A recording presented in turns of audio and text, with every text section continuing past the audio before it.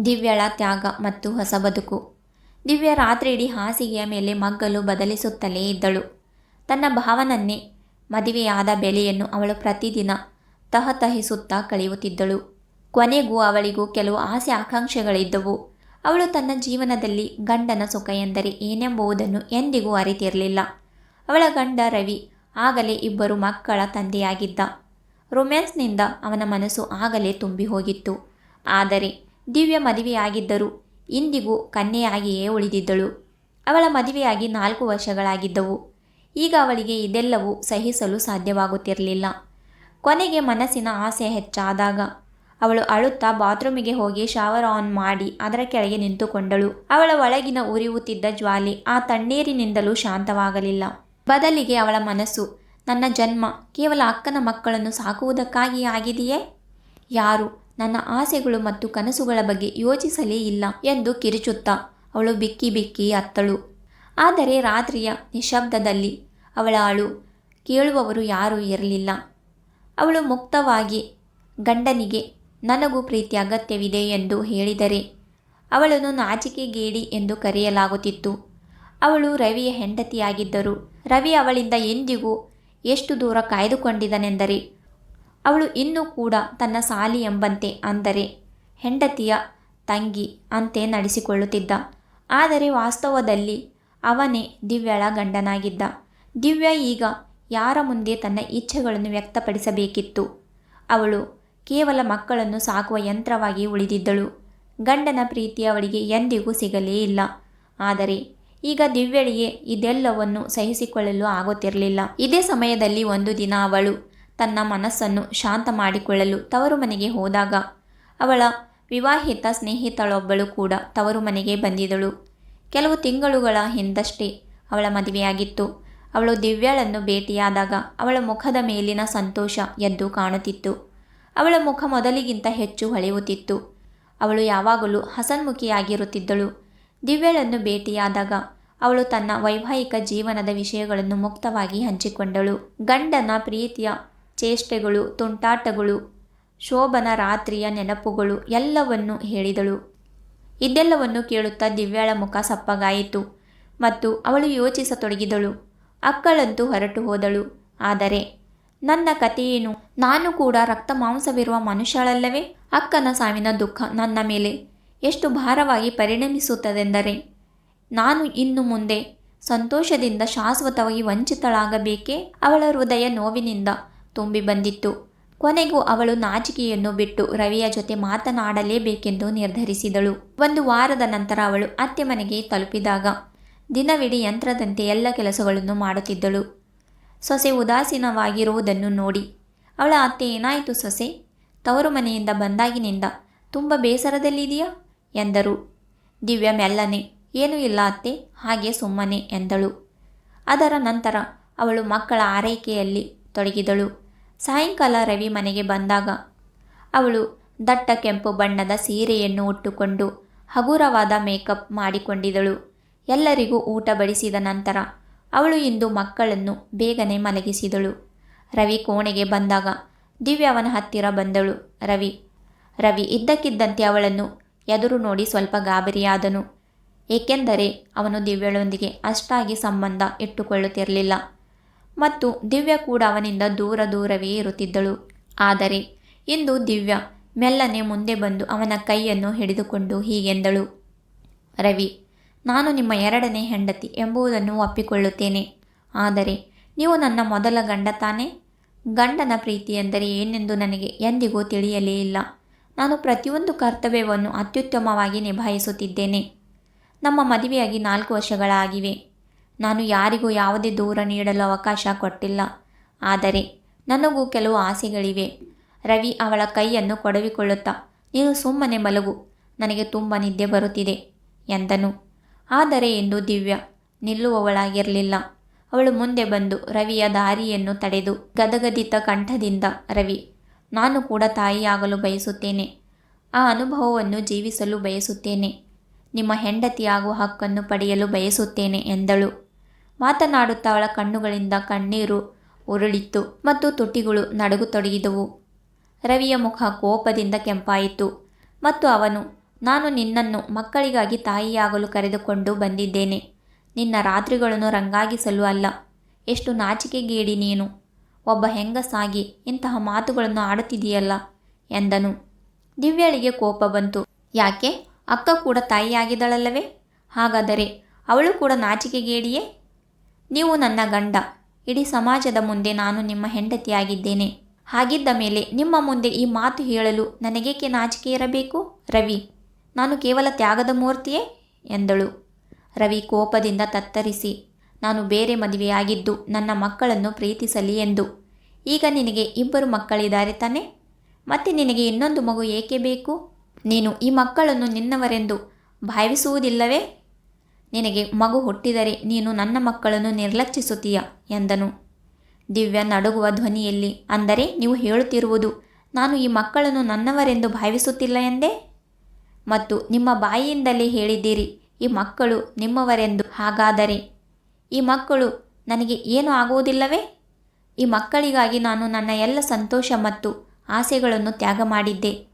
ನಿಮಗೆ ಗೊತ್ತೇ, ನಿಮ್ಮನ್ನು ಮದುವೆ ಆಗುವ ಮುನ್ನ ನಾನು ನನ್ನ ಕಾಲೇಜಿನಲ್ಲಿ ಓದುತ್ತಿದ್ದ ಅನಿಲ್ನನ್ನು ಪ್ರೀತಿಸುತ್ತಿದ್ದೆ. ಓದು ಮುಗಿದ ಮೇಲೆ ಅವನಿಗೆ ಕೆಲಸ ಸಿಕ್ಕಾಗ ಮನೆಯಲ್ಲಿ ಎಲ್ಲರಿಗೂ ನಮ್ಮ ಬಗ್ಗೆ ಹೇಳಬೇಕೆಂದುಕೊಂಡಿದ್ದೆ. ಆದರೆ ಓದು ಮುಗಿಯುತ್ತಿದ್ದಂತೆಯೇ ಅಕ್ಕ ತೀರಿಕೊಂಡಳು.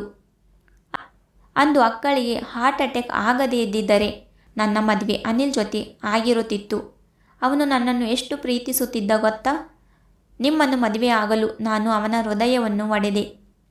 ಅವನು ಎಷ್ಟು ದುಃಖಪಟ್ಟಿರಬಹುದು. ಬಹುಶಃ ಅವನ ಶಾಪವೇ ತಟ್ಟಿರಬೇಕು. ಇಂದು ನಿಮ್ಮ ಮುಂದೆ ಪ್ರೀತಿಗಾಗಿ ನಾನು ಕೇಳಬೇಕಾಗಿ ಬಂದಿದೆ ಎಂದಳು. ರವಿ ಅವಳಿಗೆ ಜೋರಾಗಿ ಕೆನ್ನೆಗೆ ಬಾರಿಸಿ, ನಾನು ನಿನ್ನಿಂದ ಇದನ್ನು ನಿರೀಕ್ಷಿಸಿರಲಿಲ್ಲ. ನೀನು ಎಂದಿಗೂ ಈ ಕುಟುಂಬವನ್ನು ನಿನ್ನದೆಂದು ಒಪ್ಪಿಕೊಳ್ಳಲೇ ಇಲ್ಲ ಎಂದನು. ದಿವ್ಯ ಕೂಡ ಇಂದು ಸುಮ್ಮನಿರಲಿಲ್ಲ.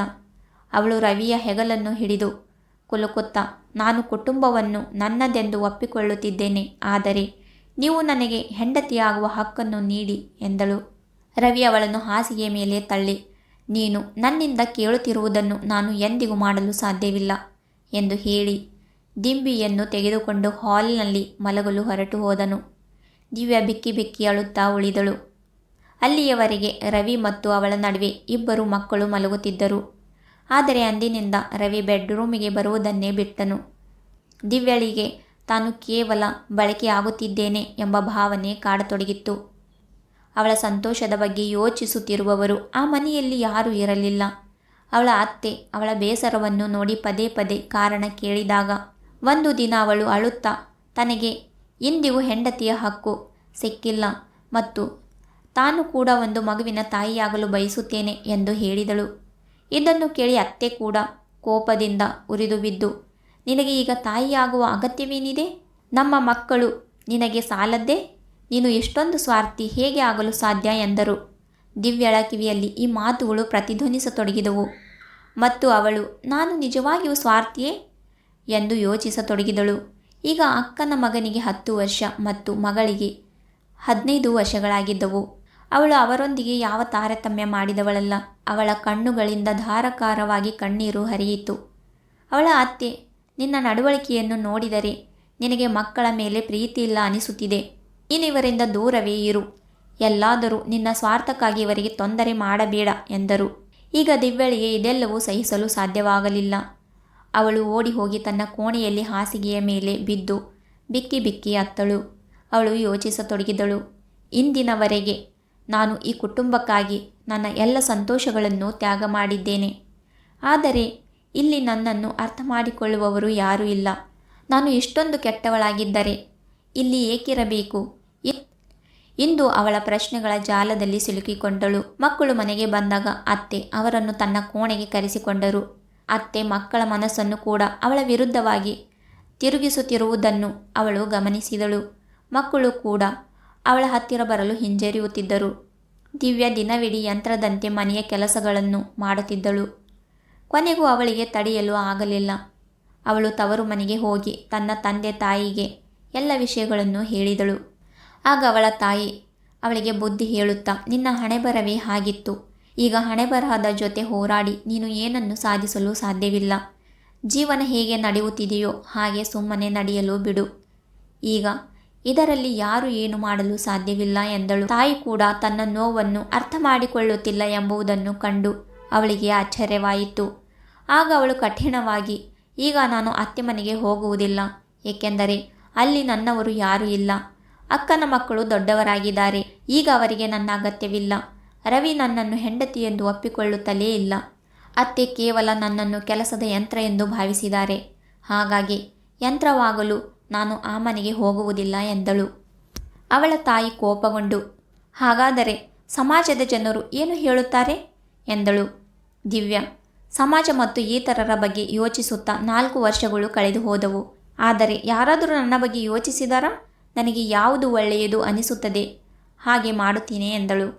ಅವಳ ಪೋಷಕರು ಅವಳಿಗೆ ತುಂಬ ತಿಳಿ ಹೇಳಲು ಪ್ರಯತ್ನಿಸಿದರು. ಆದರೆ ದಿವ್ಯಾ ವಕೀಲರನ್ನು ಭೇಟಿ ಮಾಡಿ ವಿಚ್ಛೇದನದ ನೋಟಿಸ್ ಕಳುಹಿಸಿದಳು. ವಿಚ್ಛೇದನದ ನೋಟಿಸ್ ನೋಡಿ ರವಿಯ ಕಾಲ್ಕೆಳಗಿನ ಭೂಮಿ ಕುಸಿದಂತಾಯಿತು. ದಿವ್ಯಾ ಮನೆ ಬಿಟ್ಟು ಹೋದರೆ ತನ್ನ ತಾಯಿಯನ್ನು ಯಾರು ನೋಡಿಕೊಳ್ಳುತ್ತಾರೆ? ಮಕ್ಕಳನ್ನು ಯಾರು ಸಾಕುವುದು ಎಂದು ಅವನು ಯೋಚಿಸಿದನು. ಅವನು ಫೋನ್ ಮಾಡಿ ದಿವ್ಯಳಿಗೆ ತಿಳಿ ಹೇಳಲು ಪ್ರಯತ್ನಿಸಿದನು. ಆದರೆ ಈಗ ದಿವ್ಯಳಿಗೆ ಆ ಮನೆಯಲ್ಲಿ ತನ್ನನ್ನು ಕೇವಲ ಬಳಸಿಕೊಳ್ಳಲಾಗುತ್ತಿತ್ತು ಎಂಬುದು ಚೆನ್ನಾಗಿ ಅರ್ಥವಾಗಿತ್ತು. ರವಿ ಅವಳನ್ನು ಕಿಂಚಿತ್ತೂ ಪ್ರೀತಿಸುತ್ತಿರಲಿಲ್ಲ.